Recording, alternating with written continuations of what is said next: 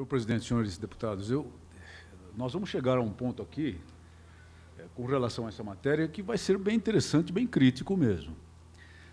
Por exemplo, nós falamos também sobre os direitos, exatamente, daqueles que precisam ter a sua afirmação para superar desigualdades. Acabamos de debater esse ponto. E, nesse debate, nós temos a questão das terras quilombolas. Muito bem. Quando houver a contraposição entre o direito indígena à terra e o direito quilombola à terra, qual prevalecerá?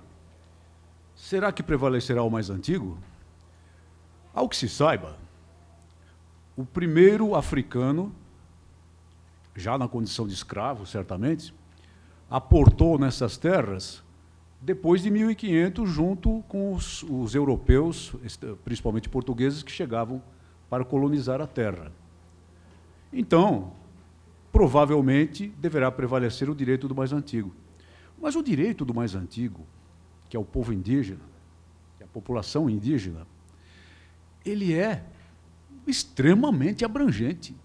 Extremamente abrangente, se nós voltarmos à raiz. É mais ou menos como falarmos dos biomas.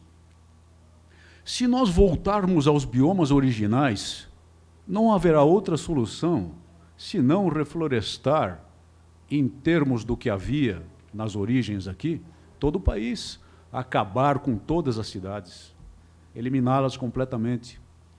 Se nós voltarmos ao direito original da população indígena, como ele existia no ano de 1500, eu estou apenas referenciando 1500, que é a data oficial, né?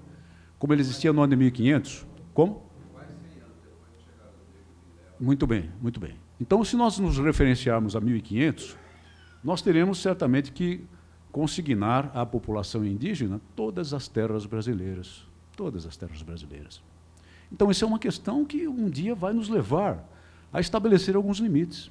Agora, qual foi a solução adotada? A solução foi a da Constituição Cidadã, a de 1988. E não há dúvida alguma que no artigo 231 reconhece-se aos índios o direito à organização social, aos costumes, à língua, crenças e tradições, aos direitos originários sobre as terras que tradicionalmente ocupam. E aí que eu chamo sua atenção. Competindo à União, eu repito, competindo à União, demarcá-las, proteger e fazer respeitar todos os seus bens. A União. Bem, quando a Constituição Cidadã fala da União, ela se refere a quem?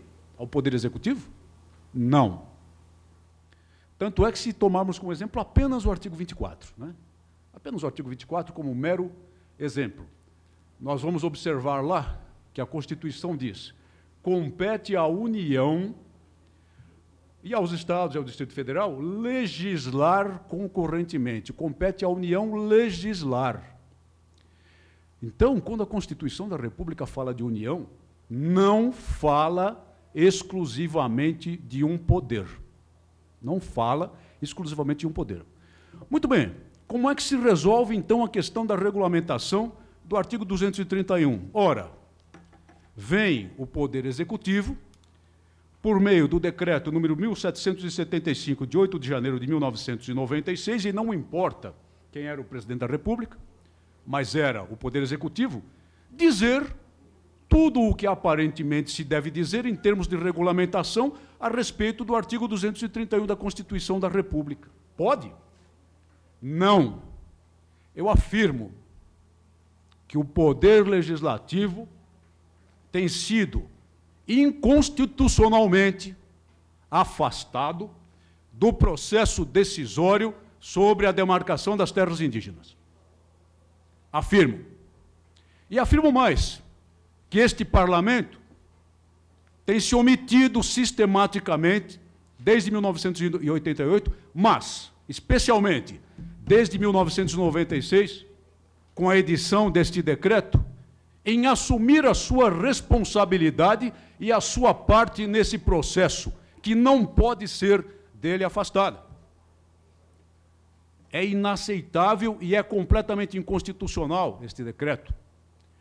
E, portanto, tudo que deriva dele.